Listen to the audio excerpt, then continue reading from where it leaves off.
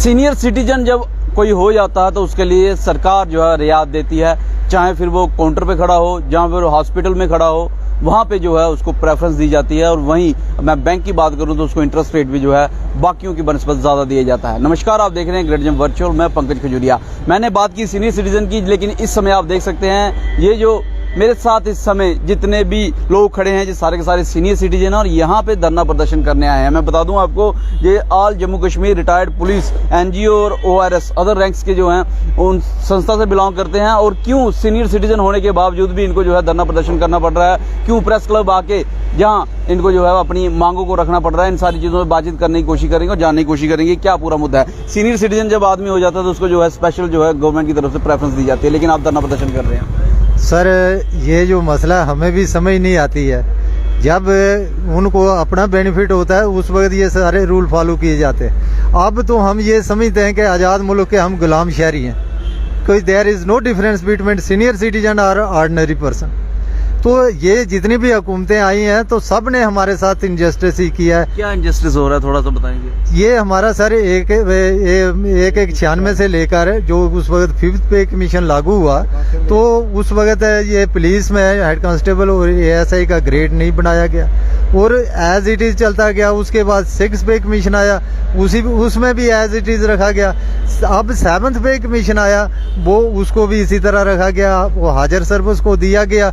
और जिन लोगों ने 96 से लेकर 17-10-14 तक सर्विस की है उनको डिनाई किया गया। तो हम ये चाहते हैं कि भाई हम लोगों ने सर्विस की है, सब कुछ इतनी हार्ड और फास्ट ड्यूटी देने के लिए, मुल्क की सालमियत, एकता, अखंडता के लिए हमने अपनी जानों तक निशावर की।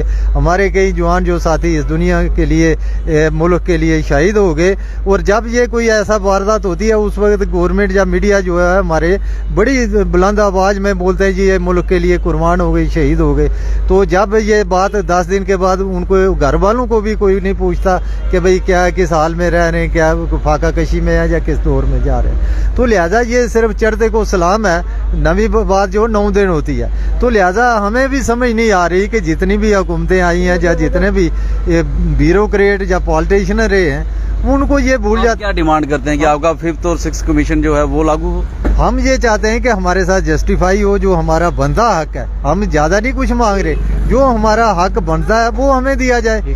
जो 96 से जो हमारे साथ डिनाई किया गया उसको हमें दिया जाना चाहिए, ताकि इस महंगाई के दौर में आपको पता है कि भाई आज जो सीनियर सिटीजन जब 60 साल के बाद हो जाता है आदमी, 50 किस्म की उसको प्रॉब्लम्स आ जाती हैं, डिजीज़ लग जाती हैं। और कम से कम एक आदमी 4-4 हज़ार रुपये, 3-3 हज़ार रुपये की दवाई खाता है। और इस महंगाई के दौर में उसको ये एफर्ट करना मुश्किल हो जाता है। और उसके बाद मेडिकल अलाउंस जो है सेंटर एम्प्लॉय को 2017 से दिया गया, जबकि हमें वो एज इट इज रखा गया, 300 रुपया दिया गया। मैं बता दूं आपको कि ये जो जहाँ पे धरना प्रदर्शन सीनियर सिटीजन कर रहे हैं, ये जम्मू कश्मीर पुलिस के जो है रिटायर्ड पर्सन है। साफ तौर पे इनका ये कहना है कि 1996 से जब जो 5th, 6th और 7th कमीशन लागू हुआ 2014 तक, तो इनको उसका जो है प्रॉफिट नहीं दिया गया, इसका जो लाभ है वो नहीं मिला। और ये चाहते हैं कि वो लाभ जो है इनको दिया जाए। और खास तौर पर उन्होंने कहा कि रिटायर होने के बाद इनकी जरूरतें जो बढ़ गई हैं। आपने ये मांग जो है वो हाई ऑफिशियल्स को और गवर्नमेंट के समक्ष रखी है? हाँ sir, so many time I will approach to governor. उस वक्त बोरा साहब होते थे, उनके पास गए, चीफ मिनिस्टर जितने भी, मुफ्ती साहब, महबूबा जी और उससे पहले आज़ाद साहब, सबके पास हमने रुजू किया। ठाकर साहब, मिनिस्टर जो है अनुराग ठाकर जी आए। क्या जवाब आया? उन्होंने लिखा था कि भाई इनको जो है आप इनका जो बनता हक है वो दिया जाए। अनुराग ठाकर जी जो मैंने देखा है कि यंग लीडर हैं और उन्होंने बड़ा जस्टिफाई किया हमारे साथ, मिला नहीं उसके बाद वो उन्होंने लिखा है। तो जब ये हमारी फाइल इधर हमारे PHQ में आई तो 2 साल लगे उसका जवाब रिप्लाई देने में। वो भी इन लोगों ने, हमारे PHQ DG साहब ने भी उस पर कोई सीरियसली मतलब काम वर्कआउट नहीं किया। तो लिहाजा वो हमारे साथ वो इसी तरह डिनाई हो गया। तो लिहाजा उसके बाद वापस हमें भी मौका नहीं मिल पाया कि अनुराग ठाकर जी से फिर अप्रोच करते। तो शायद देखते हैं 24 तारीख को राजनाथ सिंह जो है जम्मू आ रहे हैं। सर वो आपको मालूम है, यू नो वेरी वेल कि जो VVIP लोग होते हैं इनको ऑर्डिनरी आदमी को कहाँ टाइम दिया जाता है। आप डीसी के पास जाएंगे या डिबकाम के पास जाएंगे, वो तो हमें कंसिडर ही नहीं करेंगे। कितने जो है स्ट्रेंथ है इन सब की जो आपके साथ इस समय धरना प्रदर्शन कर रहे हैं, कितने स्ट्रेंथ है जो इससे इफेक्टेड है? सर ये ज़्यादा 4-5 हज़ार आदमी होंगे जो सीनियर सिटीजन है, जो रिटायर हुए हैं। उसमें भी बेचारे 1-2 हज़ार आदमी वो उनकी भी डेथ हो गई, मर भी गए हैं। तो ये इतना बड़ा अमाउंट नहीं था। महबूबा जी के पास गए, उन्होंने बोला 5,96,00,000 ये कोई 93 लाख, ये कोई बड़ी बात नहीं है, इसको हम वेरी शॉर्टली हल करेंगे। उन्होंने भी आश्वासन दिया। उसके बाद उन्होंने भी इसी तरह मतलब अपना टाइम किल करके वो भी जाते बने।